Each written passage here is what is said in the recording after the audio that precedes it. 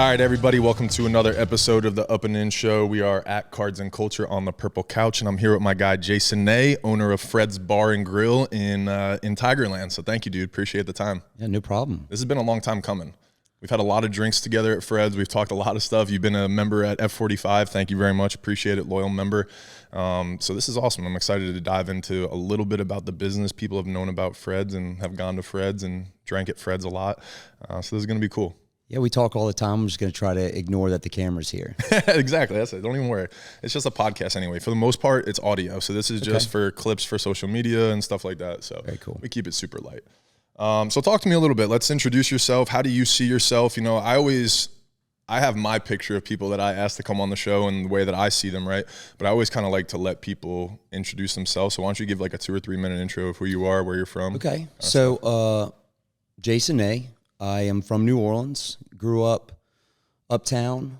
Born and raised there? Born and raised, but my parents, my dad's from Indiana. He was working at Brennan's, and my mom was in nursing school. She's from Mobile. So I'm kind of a mixture of those two. So really They just both ended up down in New Orleans? Yep. My aunt went there first out of college, and then my dad followed her.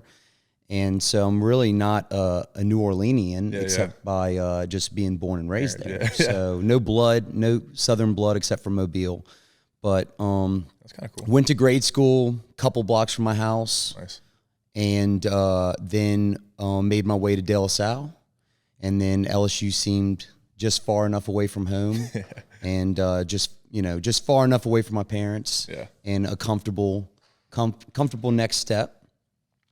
Was at LSU a couple years before I decided to work at Fred's. Had some friends already working there, and they said, I was pretty broke. Yeah, I was cutting my own hair, just living the college life. Yeah, I was just shaving the head and on the meal plans, and the rest is kind of history. Kind of graduated. You started just bartending. Was it door stuff? Nope, door stuff, dumping trash. Yeah. I love origin stories. Like that's important to me because and even from F45 standpoint, right? A lot of our workers have started just as members or whatever it was, right? So I like appreciating everybody at Fred starts from the bottom. I love that. And we work our way up. Yeah. And so trash, cleaning up, vomit, everything, just normal college bar duties. Yeah. And then I graduated in 2005 and was kind of in a comfortable spot. Yeah. And had just bought a house as well. Here in Baton Rouge? Here in Baton Rouge. Still working at Fred's? You kind of worked your way up, and now what are you doing at Fred's at that point when you graduated?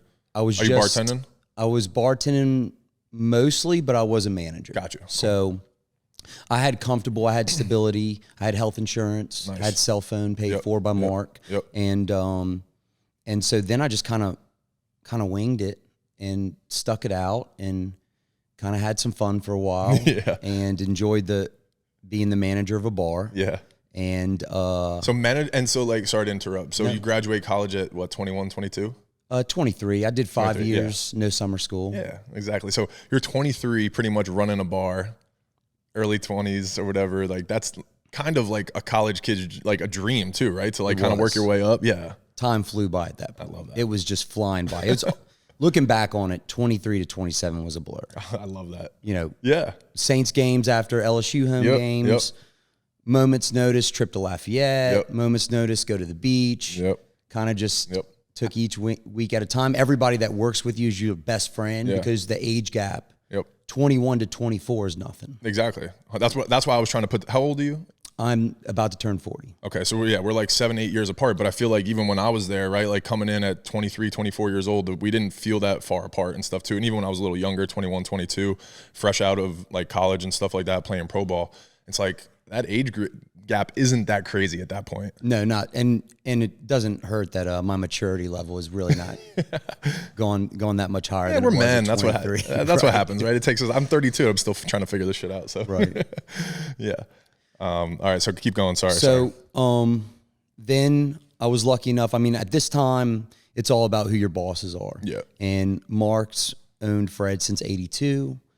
He owned his first college bar at the age of 18, which is just I love hearing him tell that story. Nuts to me. I mean, no way I could have done that. Yeah. Not even at 25. Yeah. And the drinking age was 18 back then too, I'm sure, right? So like all his buddies are coming in and it's like, it's okay. Yeah. I can't imagine that. I don't know how he did that. I don't Somehow he Yeah, did. He survived it. And he had a partner at the time, which was a couple years older. And so that might've helped a little bit. Yeah. But, you know, I was getting to that age, 33, and I was like, okay, the thoughts were going through my mind. You know, am I going to stick it out here? I've been here 10 years, 9.5 at the time. And it's almost like Mark was kind of reading my mind, and he surprised me one day with the opportunity to buy in. Really? So I love that. Yep. I had to think about it for a little bit, because I'm like, okay, if I buy in, that's my life now. Exactly. You're a bar owner. Like, it's you're in the culture. Yep. It's no sleep on the weekends. Exactly. You have to find, and I don't know, were you married or dating? I was dating Maddie at the time. My wife at the so time. She's got to understand this, right? She's helping me make the decision, kind of. I mean, we were, you know, getting pretty serious. And I mean, I knew if I could just distance myself from that 24 to 27-year-old Jason. Yeah. If I could just kind of keep him in check from being too wild, and can kind of change things a little bit and be a different role. Yeah. I could make it happen. And so I think it was with that attitude, okay, that's behind you. You need to take on a different role, and then your longevity working at a bar doesn't age you as fast. Absolutely. And so we kind of made that call, and everything else has been going just great. Yeah. You know, just having, you know, a little bit of the owner side to have the stability in the weekly paycheck. Yep. And then I'm still pretty much the general manager, and you're the operator. That's right? I feel like I'm kind of the conductor. Yeah. I don't really do as much of the hard work as I used to physically. We got some construction going on in here, guys, so it comes in and out. So hopefully they won't hear that. See how good your mic's are. Yeah, exactly. Yeah, I think we'll be all right. But you know, a lot of the guys, I feel bad because they're just, you know, my other managers that have been with me for 10 or 12 years.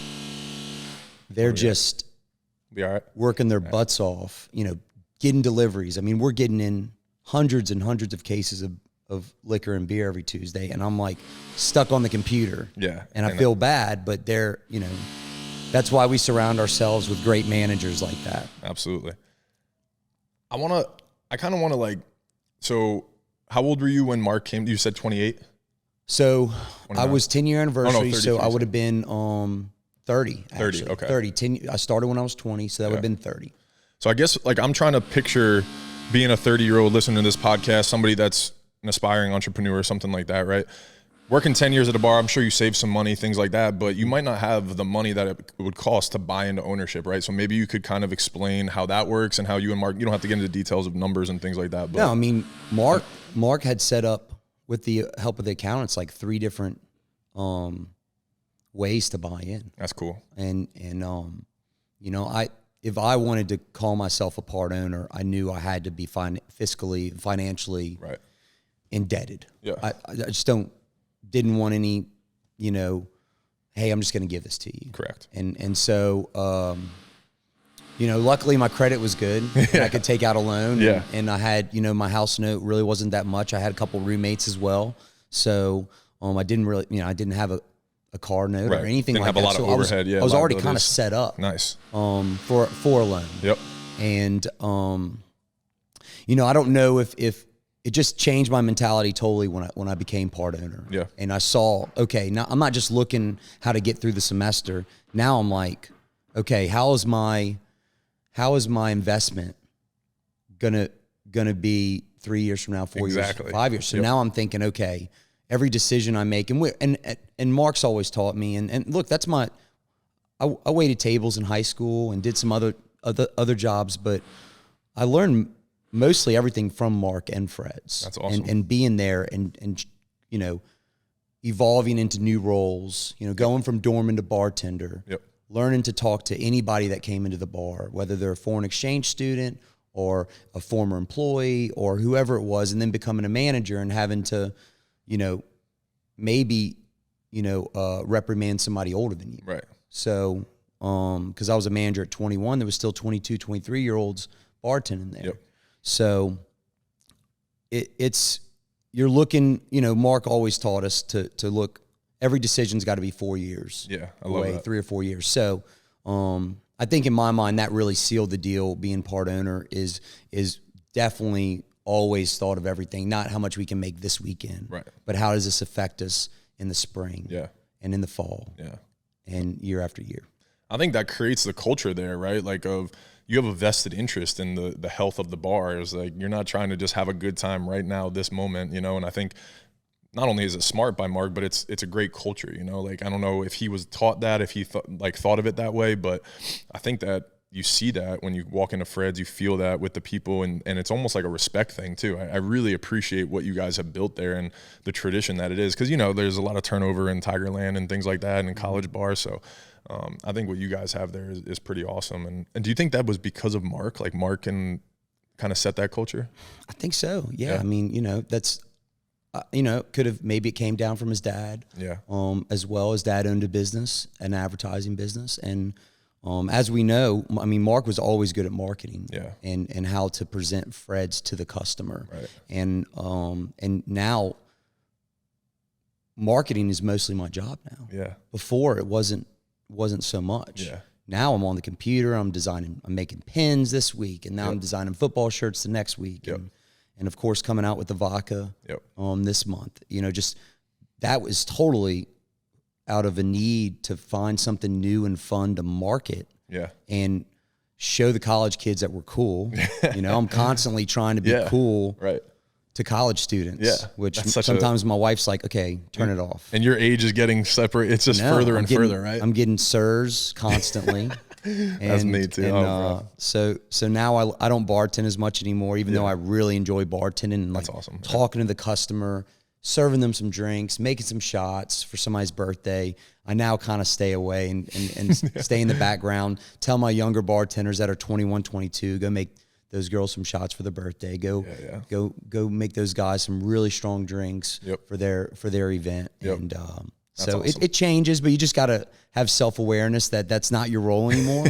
And as fun as it is to just jump back there and make drinks and have fun with the customers, it just doesn't always work forever. No, I get that. And I think in my world too, right? Like I've always been friends with my teammates, my coworkers, things like that. As I get older and separate the age group, right?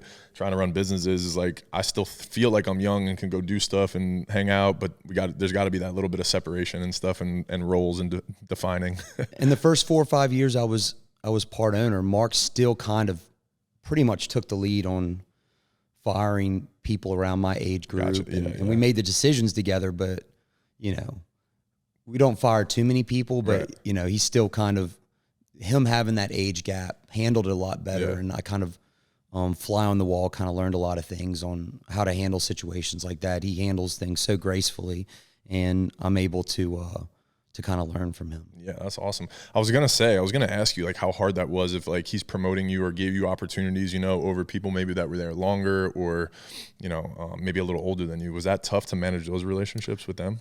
Those people? I think I had everybody's respect. That's awesome. When I got moved up, and I don't think they were surprised. Right. I mean, a lot of guys get moved out once they graduate, and we get younger people in, and it's good. It's good for all the bartenders to be the same age as your customers. Yeah, absolutely. You know, except on maybe a game day when our average age kind of shoots up there, but we still have those managers and those older bartenders for, you know, the area that you and your friends hang out in. For the old part inside is kind of where the older people hang out. No, I think you guys do such a great job. I think that's why you guys are so sustainable and been around for so long, is on game days you guys do cater to that, but you still have the fun, you know, like you can still do it for the 20-year-old, 21-year-olds, you know, that kind of stuff. So yeah, it's an incredible atmosphere and experience. We love that feel. Like I love having former employees, friends from college come in, get a couple screwdrivers, say hi, like the smile on their face. Some of them only come in town for one game. Exactly. And that's their game. That's exactly. And they're going to go to Fred's the tent and go get a steak and like get kids, a drink. They live in Houston. Exactly. And they are like, to see them,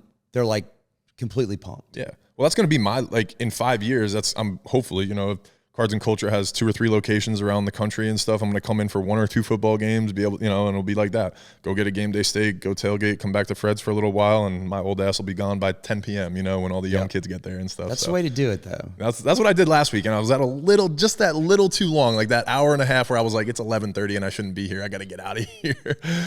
My wife's got it figured out. She comes in during the day. Yeah. And then she just pieces out right when the traffic dies down. And it's about the end of the first quarter, halftime. She pieces out perfectly. That's what I did for the Southern game, and it worked beautifully. I was back at my crib at 8:30. It was unbelievable. I got my, had my fun early and was in bed early. But then this weekend, it was that weird time of like contraflow, and I was like, oh, I'm just gonna wait for the contraflow to be done. But then I looked down at my clock and it was 10:30, and I was like, I shouldn't be here. Well, time does fly because you're seeing all these faces that you haven't seen in a while, and you're trying to catch up. Yeah. You can't catch up with somebody in a 10-minute conversation. No. And everywhere you go, it's just like you said, another person. And then we were backstage, and Trey was performing, Trey Gallman, so that was pretty cool. We had a good time. And I was drinking on that your guys' new Fred vodka. So let's talk about that for a second. Okay. That was really cool.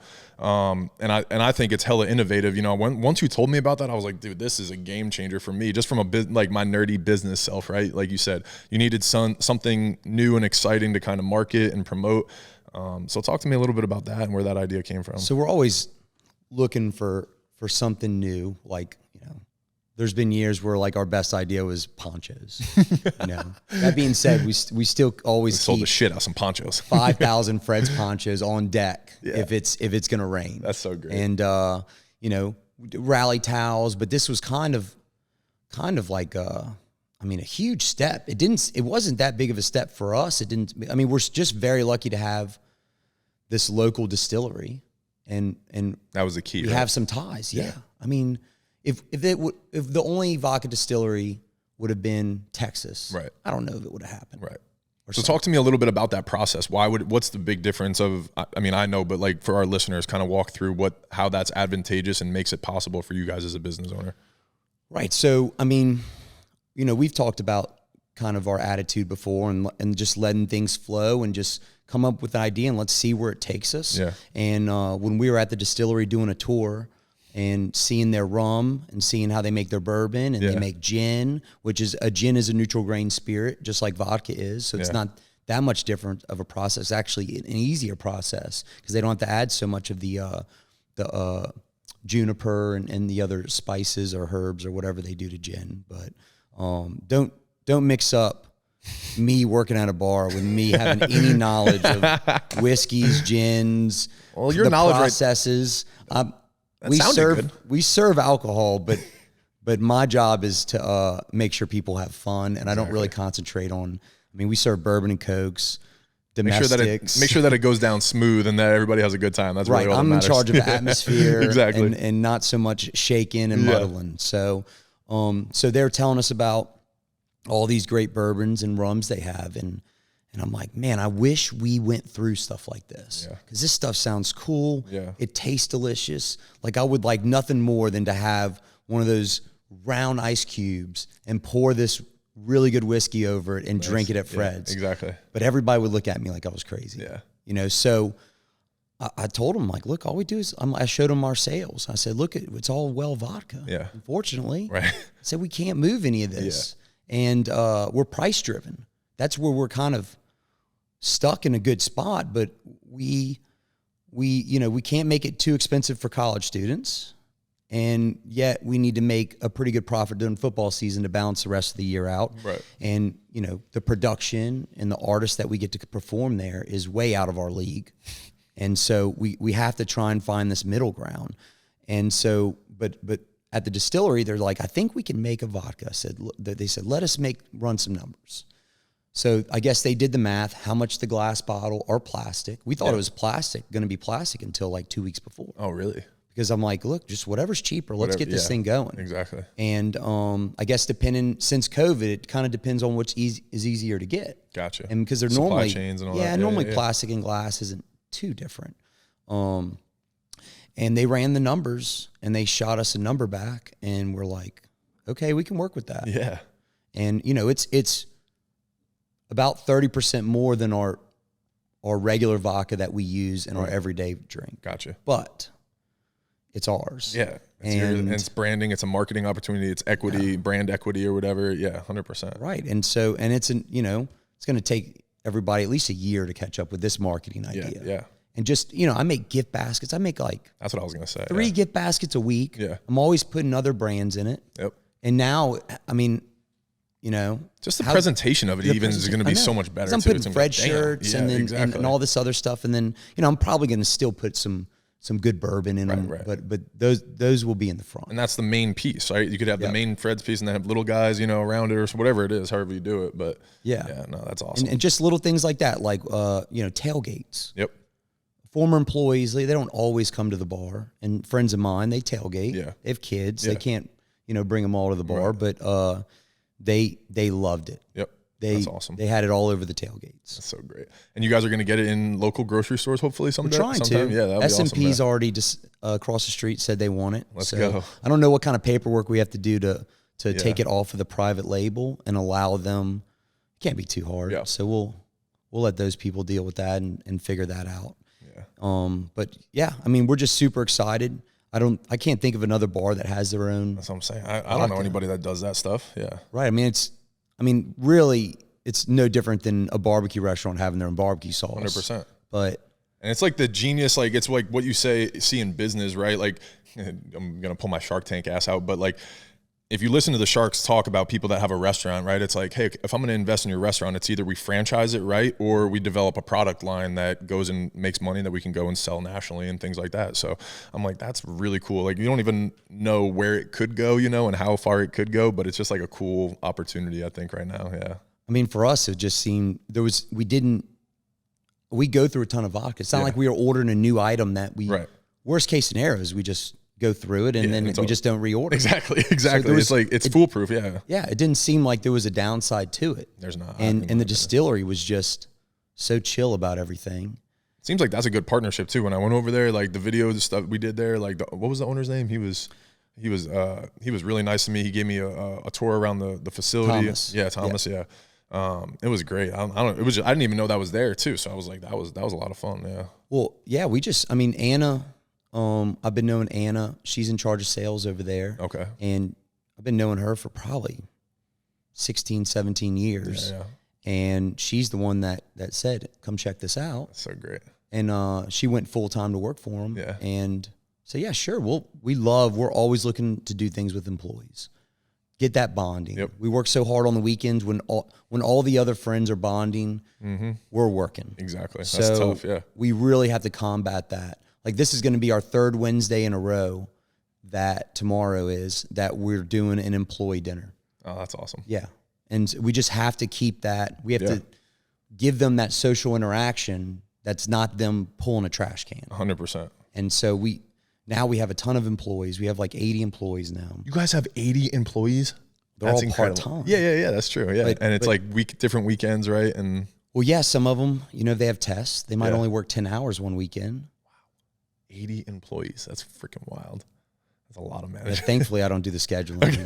I was going to ask. I'm like, God damn, now I know why you're on your computer all the time. You should see one of my managers on Monday. No. He's just pulling his hair out. Yeah, that sounds terrible. One of my best friends owns a PT clinic here. Same thing. He's got like 25 or 30 student workers, and I'm like, dude, he's like, yeah, every Monday and Tuesday I just come in early for hours and I just do my scheduling. I'm like, that sounds terrible. They'll send a text like, can't work this week. Yeah. And they're like, and my manager's like, what? Yeah, why? And sorry.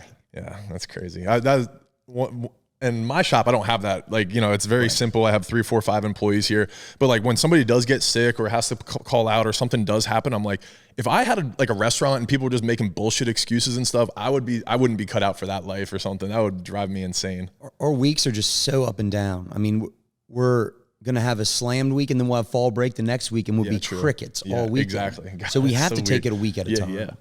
And I, to be honest, I don't tell the employees to look too far in advance. I'm like, look, just take football season a week at a time. Exactly. Spring, have at it. Yeah. Spring, we kind of dwindle down our employees, and then graduation, we lose 10 or 15. Right. So it kind of works. We love having, it's a lot of training, but we love having fresh employees and fresh faces, and they grow so much from 1920 to 22, 23. That's cool. It's really fun to watch because they don't know anything when they start working. Yeah, exactly. Anything. There's children. They're like literally children. Yeah. But there's so much growing up that goes between sophomore year and senior year. Yeah. And it's fun to watch them mature. Yep. And, you know, get nervous around the girls when they first start working. And like they get all, you know, oh man, I like that girl. I'm like, relax. Yeah, that's There's like, you don't understand. Yeah. Yeah. You got time, dude. And then watching them when they're 22, all cocky and shit, getting ready to graduate, and you're like, relax, dude. I remember when you were a little boy at 18. Bartending, wearing headbands. Exactly. Yeah, like, sweatbands, like calling people out across, like giving them Yeah. drinks. Yeah, okay, yeah. Yeah, you watch one of our videos, they're dancing back there and having fun. And like I held your hand and walked you to your first girl that we talked to at the bar. I know. I consoled you when she went home with that other guy right in front of you. So I love that. That's awesome. But you guys do have such a great culture there. And like there's like 4 or 5. How many employees would you say are there like tenured? I would say now. Like I don't even know if that's the right word. There is Mark, me, and 4 people. 4 people. Yep. And they've been 3 of them have been there 12 years. Yeah. And then 1 8. So, I mean, that's what sets us above everyone else, I think. Yeah, 100%. I mean, it's just knowing familiar faces when you go in there, like that's a big, and what keeps older people coming back a lot too, you know, like just little things like Verdugo and I were like, oh, we want to go see Red real quick. Or like Verdugo was like, I hadn't seen Red in forever, so I'm going to go say hi to him, you know, like little things like that really make friendships, you know. And it's not just that, but it's like running the business. I mean, it's just plug and play. Yeah. And if Mark and I want to go out of town, no big deal. Yeah.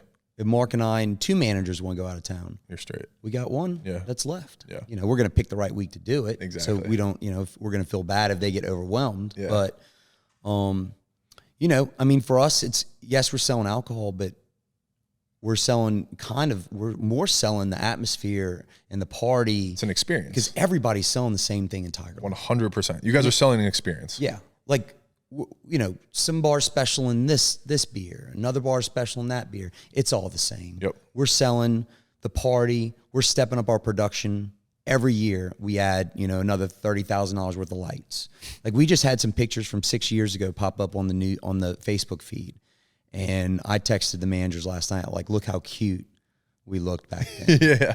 We had like 5 lights on a little tripod on either side of the stage. I love that shit. And now we have like 50 moving heads, lasers. Yep. I say that to like Kylie all the time, the people that work here. I'm like, yo, this is going to be funny to look back when we have 4 or 5 locations, you know, and we got all these employees and like different things, like doing 8 people doing this job, you know, like, and we're going to be like, remember when we had like 3 people doing the same job in like one shop in Baton Rouge? It's going to be funny. Yeah, remember when we had to order 144 shirts and we're like, shit, is it really worth the price break? And it's a lot easier when you can spread it between five different locations. 100%. You don't have a bunch of 2XLs left. You'll ship them to the other location. Exactly. Yep. Overhead gets spread out, baby. Yeah. Yeah. That's good, man. So what do you guys, I'll let you go here in a couple minutes, but what do you guys got coming up? Any new developments that you can talk about? Things that you guys are looking to innovate next, or is it just kind of focusing on the vodka? Well, we're hoping that we know Barstool's coming in for Ole Miss game. Nice. Yeah. We're hoping we can snag the College Game Day show, but we're a long shot against the parade grounds. So, dang, can you imagine if you guys got the game day? We're hoping for that, and then we got Shaq booked Friday at Bama. Oh wow! So he hasn't released it yet, but it's done. That's pretty badass. So he's having him. Normally we wouldn't have him on that night. We would have him on a slower night, so we can kind of build that into something. Mm-hmm. We'd have him the last game of the year to kind of give everybody that extra momentum to come out. Yeah. But we haven't had a Bama home game in 4 years. Right. We missed the other one. So this to us, it's kind of like a no-brainer. Like we got to have them for this. Like think about, like even if we're not as profitable as we should be, just the thought of the number of our friends are going to be there. Yeah.